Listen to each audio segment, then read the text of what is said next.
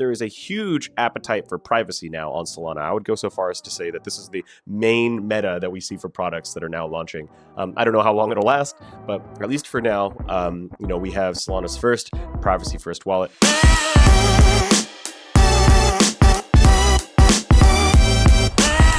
Yes, you are at Sol Brothers with myself, Simon, and Eno, where it's our job to throw you into the Solana rabbit hole and show you around in our exciting ecosystem. Our mission is to take you on the latest and greatest so that you never run out of fun things to talk about. Simon, how the fuck are you? Very well, very well. Solana is on fire in a good way. There's a lot of positive news right now. If you don't look at the price, things feel really good. If you don't look at the charts right now, things actually feel really good, right? There's a lot of positive shit we can talk about, and I think this first item is a significant one. Where do you want to start?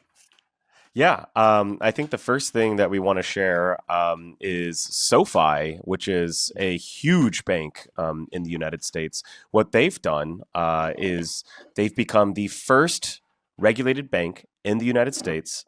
This is the CEO of SoFi, Anthony Noto, and he's on CNBC explaining to the news anchor that they are the first regulated bank in Solana in the United States to allow the purchase of Solana from checking accounts. So you literally within their website as well as their mobile app have the ability to purchase Solana in the same way that you probably have the ability to get access to treasury bills, right, or other blue chip financial assets.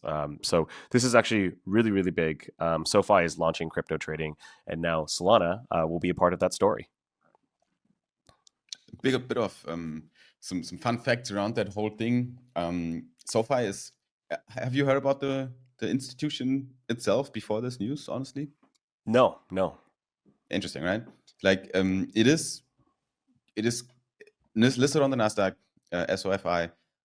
It is a consumer-focused bank, right? It is a consumer bank. They launched SoFi Crypto. They actually call it that way. They do have 12.6 million users, and these 12.6 million users can now buy, sell, and hold cryptocurrencies, including Solana, directly in the banking app, as Eno says correctly. And they just use their fiat from checkings, from savings account, right? Like you all are familiar usually with bank accounts, where you have your checkings, your savings, but then you have to send it to Binance or to Coinbase or to where the fuck you do the conversions. Then you have to bring it on chain if you want to use DeFi. This is becoming really interesting now, because now you can swap from your checkings into crypto. And I'm fairly sure that the trend is going to move into a direction where these banks will have crypto financial services integrated into their application. And that is the future we're looking at, because we're looking at a future where Solana becomes the global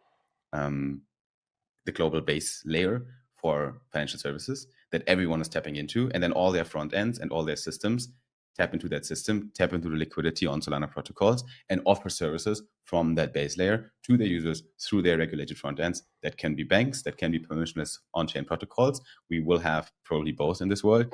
But this is really cool. Like this is 12.6 million users that we're basically just tapping into. And the biggest fun fact of it all, Solana Foundation did not pay $20 million for this collaboration, because they actually didn't know about this. Like, if I am informed correctly, this came out of nowhere.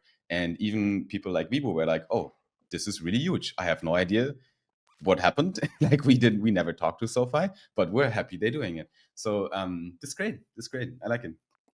I think you're dyslexic. It wasn't $20 million, Simon. It was $50 million.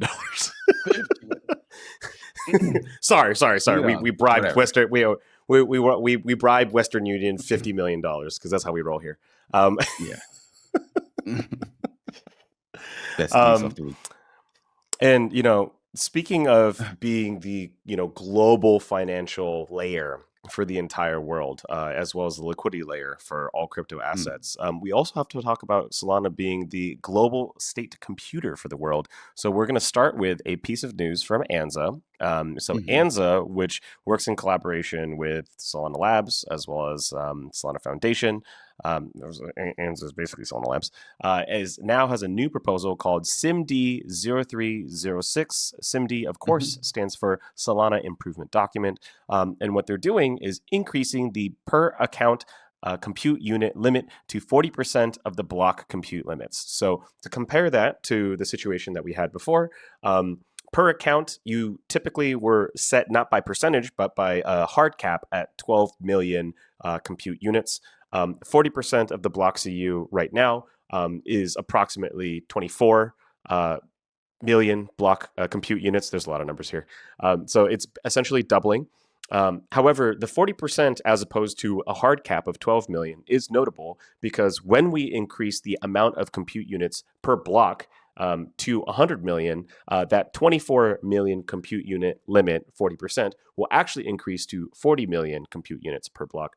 And for those of you who are not familiar with what a compute unit is, you can think of it as like the amount of processing power that a transaction requires, right? So if you do something like a simple Solana transfer, that typically requires very little compute units, right? A mid-level instruction would be something like a swap or like a liquidity pool from an AMM, right? And then like a high compute unit transfer would be compute unit transaction would be something like minting an NFT with like all the metadata. So there are different transactions that require going all the way from sending SOL all the way to minting an NFT that have different compute unit needs. And so therefore, this can be really useful as we try to do more complex instructions on chain. Thanks for breaking it down. I think it is huge because it matters a lot right now, right? Solana is exploding with activity. We have 100 million daily transactions lately. But peaks, especially peak days, they can still, produce a little bit of hiccups, like skip slots, uneven processing, and so on. SIMD 0306 does help with that because we have something called adaptive prioritization. So critical transactions like those with high fees, they get bumped up without starving the queue, which is really good.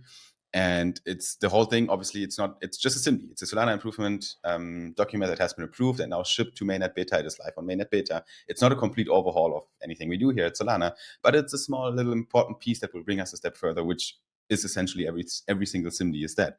We're kind of, imagine we're having, it's the perfect analogy is always the plane that's flying, right? Like the plane is flying, that is Solana, and we're tinkering on the fucking engine all the time. We're improving it. We're literally building out the engine and building the plane into a fucking jet that's going to go to Mars while we're already flying, which is quite an ambitious endeavor, but it's working. We're doing it. And thanks to teams like Ansa, Solana Labs, and everyone who's working on these things, we do get a better blockchain. And it matters not only right now for the time in that we're in, but it also matters for users and the ecosystem because you, as a user, get more reliable swaps, for example, or more reliable opens and closes for your trading. I think it's especially for trading, by the way, for perps trading, which is a big meta right now. This is really interesting because it is the worst user experience ever to decrease a position in your perpetual contract on a DEX and it doesn't go through. And then you have to do it again. You have to do it again. And at the same time, every 10 seconds, the price is moving. You're like, fuck my life. I'm losing money right now. Like, close this fucking. So this is the worst user experience ever. And we can't have that. And I think SIMD 0306 actually helps with that as well. So that's really good. I'm happy. More compute units for the people. And speaking of more, Simon, we have another really big announcement. Over in the UAE, we will be flying there in December for Breakpoint. But more importantly, we have the first bare metal server in the UAE that it's running Solana Validator. It's run by our friends over at Soulmates. Soulmates, most people know this. This is a very open secret, not even really a secret at all. Our friends, Rockaway X, are the folks that are running Soulmates, and they are, very proud to announce that they have the first bare metal server launching in the UAE. And Simon, why is that important in the context of geographic decentralization? We do need more validators in certain regions because right now US is, I think, pretty validator heavy, if I'm not mistaken. Most people are running their validators in the US because it is cheap, it is efficient. I'm part of that team. But we don't have validators in some corners of the world like Australia, South Africa, even Singapore, Korea. Like there's a lot of places, and the UAE is part of it as well. So having exposure there helps us to be a more reliable, global, transparent, and decentralized ecosystem, which also in turn helps latency, honestly, because the more validators you have across the world, the more in sync. At the end of the day, bottom line, the whole blockchain is going to be at every part. Because if you do something in New York, you want it to happen as well in Sydney. at that time, right? So we need to get the decentralization up, and it's part of the whole journey here. Yep. I mean, from New York to Sydney to Dubai to Japan, we are making so much noise around the world. But Simon, I need you just for a second to hush. Just hush. What are we doing, Simon? We're hushing. If people are watching on the podcast without video, they're like, "What the fuck are these? What is happening now?" Bryn, can you enlighten us what the fuck is happening? What are we seeing on the screen? Yes, so we're seeing a video of a graphic that is just repeating over and over again particles of light that conform into the shape of words that read "hush" with a period. So what hush is exactly is a Solana's first privacy first Solana wallet. Excuse me, that was a bit of a tongue twister. But look, we have a lot of wallets on Solana, and you might even think to yourself, like, oh my goodness, do we even have space in the market for another wallet? But we can see with Mert tweeting all day and night about Zcash, as well as the success of Umbra, that there is a huge appetite for privacy now on Solana. I would go so far as to say that this is the main meta that we see for products that are now launching. I don't know how long it'll last, but at least for now, we have Solana's first privacy first wallet. They claim that they take care of all the tedious things about staying private, including auto-sheeting Solana. I have no idea what that means. Disposable addresses and private swapping. So that's very interesting. And it also seems like that they have built-in Zcash bridging. Ooh, okay. Interesting. Yeah. I mean, honestly, if it is same user experience, so kind of non-custodial Chrome wallet extension or mobile app, which is good. But it has the big distinction that you do have kind of a, set it and forget it anonymity built into the system. Natively on Solana, right? That's the big difference, because you do have it on Zcash or Monero, but who the fuck is, doing things there? The only thing that we do with Zcash is trade the token, really. It's more like a meme than a tech chain, but again, that's my opinion. Zcash Maxis right now, just leaving the chat. Back to Hush. We get this natively on Solana. I think that is actually pretty good. That's a good news. What's the state of the product? Do you have any idea? Can we already do something with it? Or yes, they will have a Chrome extension available very, very soon. It says the next couple of days. It's now November 13th. So wouldn't be surprised if it's launched already. They do have a wait list. I am going to their website right now. It says coming soon. So it's not launched just yet, but yes, they will have a Chrome extension. That is the current state of the product. In fact, if you look at my screen right now, it says private Solana wallet, uncompromisable privacy, familiar UX, peace of mind, coming soon. So that is the current state of where we are with Hush. Cool. Yeah. Okay. I mean, I have opinions on the whole privacy thing, but let's see. TLDR is just let's see how long it lasts. That's my TLDR. Yeah. Usually these things come in cycles and trends and waves, So let's see if that wave this time is sustainable or just a wave again. Because where the fuck are AI meme coins, like or shit like this? Like, it was super hyped at some point. Everything you touched in that meta got 1,000 likes, but now we're here. Yep, we're here. And speaking of trends that come and go, I got to hit you with another one straight to the face. We have something called Vanish. So Vanish is yet another privacy play on Solana. But what makes this a little bit special is instead of the wallet focus, it's more on the trading DEX focus, right? So you get instant shielded trading, and basically the copy that they use for their website is that people won't be able to copy trade you anymore. Your trades will happen on chain, I believe, but shielded somehow. This also has a wait list. So you can see that there's this kind of pattern of projects that know that the meta only lasts for a certain period of time. So what they do first is they create the hype video, right? Like Hush created a hype video for a product that's not out yet. Vanish has created a hype video for a product that's not out yet. But what they're trying to do is collect your waitlist signups, right? Because currently the privacy meta is hot, and we don't know how long it'll last for, to your point. And so, we now have a new, I believe it's a DEX, or at least a skin on top of a DEX that allows you to trade privately. Vanish. Interesting. The one thing I'm asking myself, looking at these news, is what does it take for the existing players that have deep pockets to just upgrade and insert a feature, a privacy feature, just a toggle, right? What does it take? Like, if it's really needed from the market, if people are really, if that is the differentiator that will make these new wallets and these new kind of DEXs successful and compete with the big fucking ones we have already, if that is really it, then why are they not just putting a team of 10 developers for a month in a room and tell them, could you please ship that feature in 30 days? Thank you. And then you have private transactions in Solflare, and then you have shielded perp trading on Flash Trade. Like, it's just, if there's always, I know it's the nature of startups. Like, you want to break into the market with something that your competition might be able to easily do. It is tough. I just want to point out that it's not easy. Yeah. I mean, so I used to hear this a lot, back in the early 2000s, of like, okay, that idea is fine, but like, what's stopping Facebook from doing it? What's stopping Google from doing it? I think in the case of a large conglomerate versus a tiny startup, a lot of the times the focus and the management bureaucracy of a larger corporation actually makes it very difficult for them to take on these niche initiatives, right?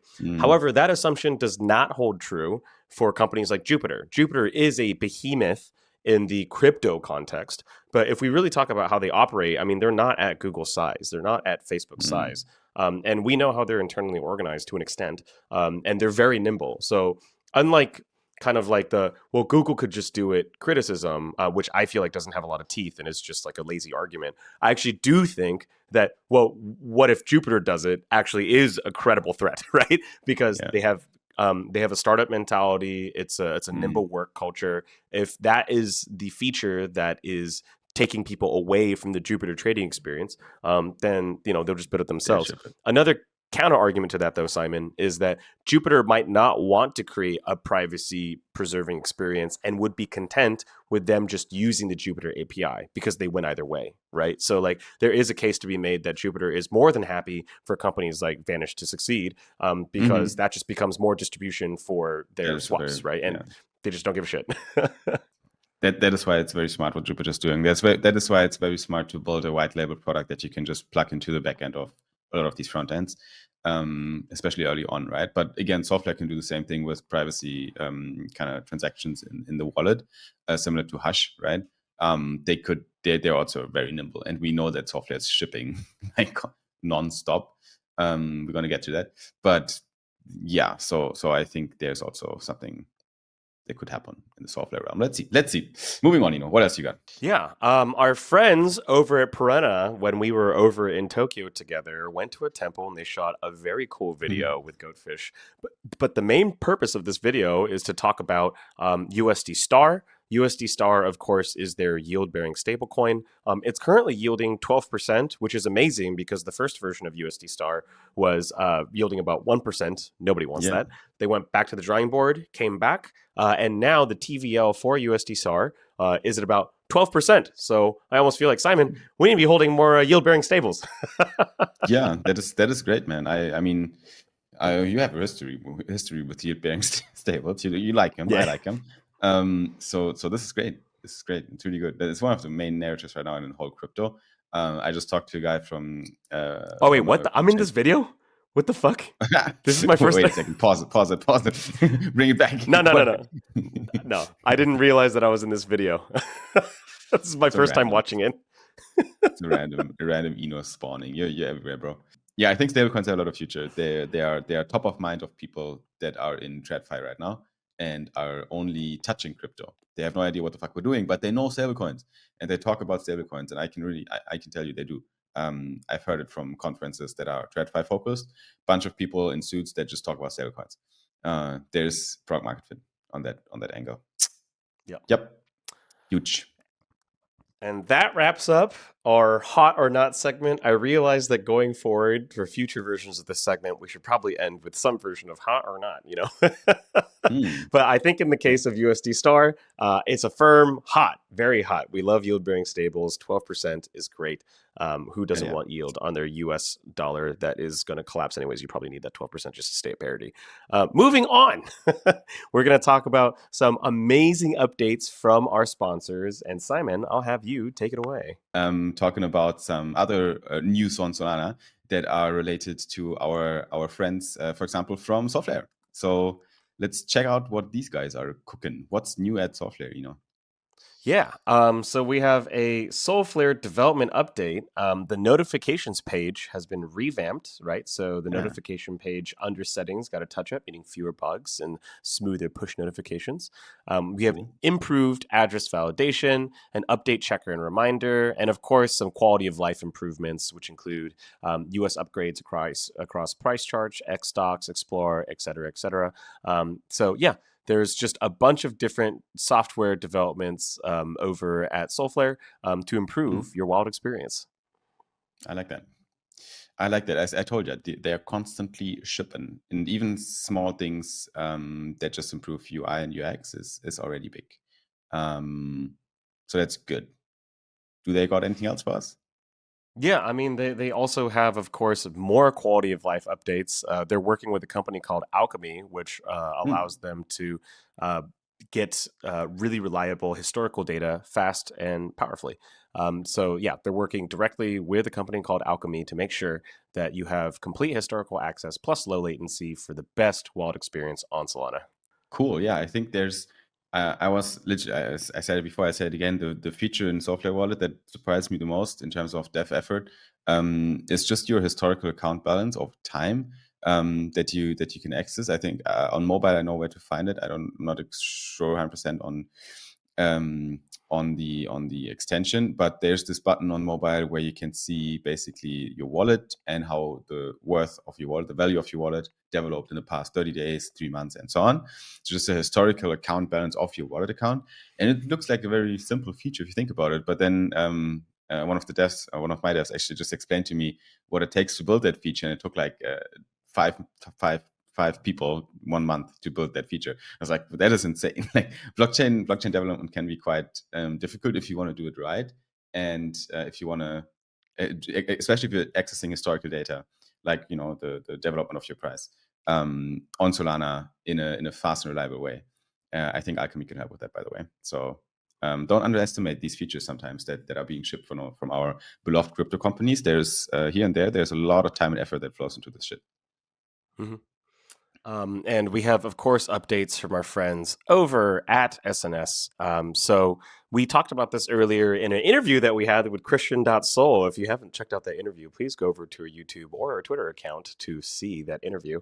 But there's going to be an update for the referral program tiers. This is a vote that is still live. You have 2 more days to Hmm. vote, but it doesn't fucking matter, Simon. And it doesn't matter because it's already passed. It has quorum and it got enough votes to where we already know that this resolution will pass no matter how you vote over the next couple of days.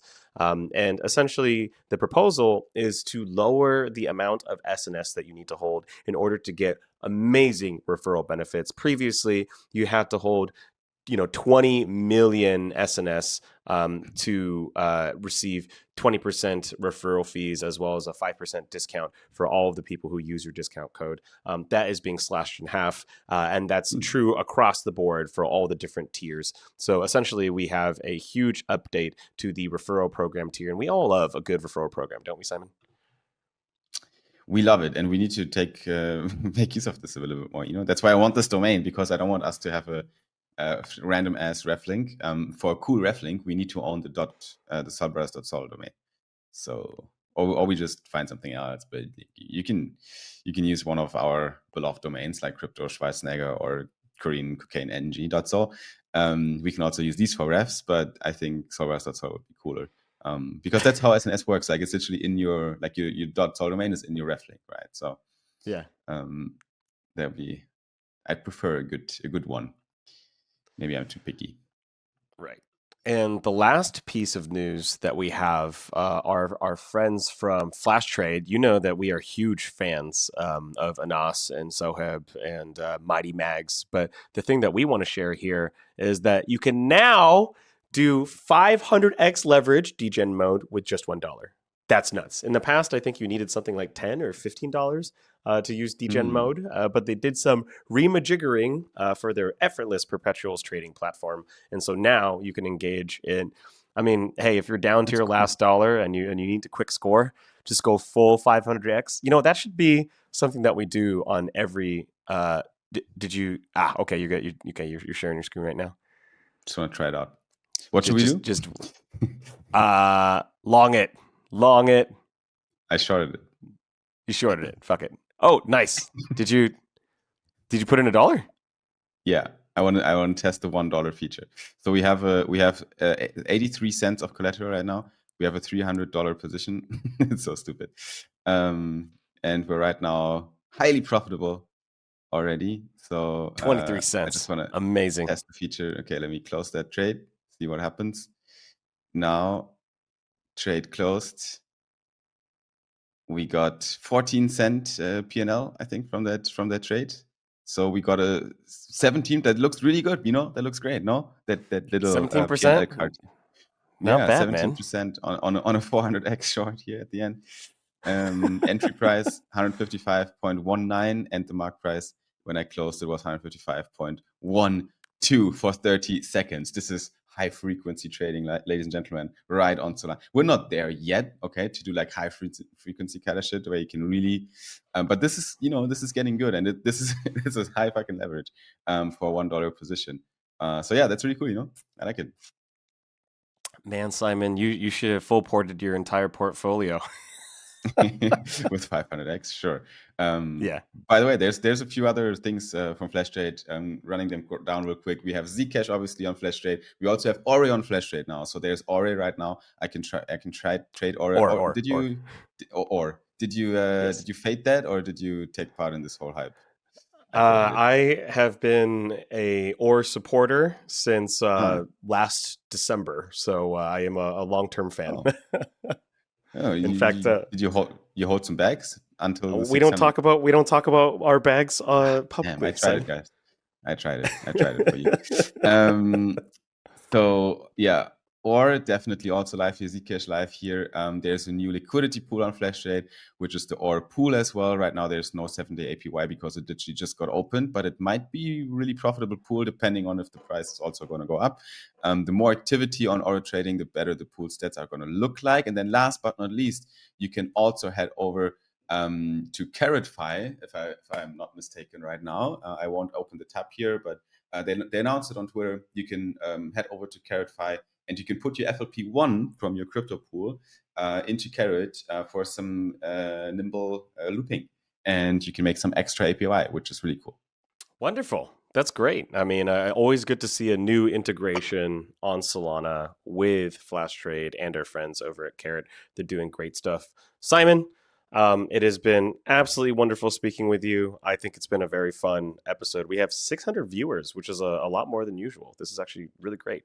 If this is your first time watching the Soul Brothers podcast, this will also be the first time that you get to get the sultry tones of Simon in your ear, closing us out. Simon, take it away.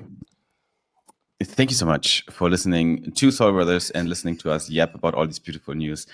We will be right back for you in the same space, also at a similar time, right on Monday for the next episode of the pod. Until then, please make sure to subscribe our YouTube channel at Soul Brothers Pod. Make sure to follow us on X, and also like this video if you're watching on YouTube, because we're growing tremendously fast these days, but we want to grow even faster. So thank you so much for the support. Thanks for checking in. Let us know in the comments what else you want to see on Solana, and we will see you at the next one. Peace out. Adios.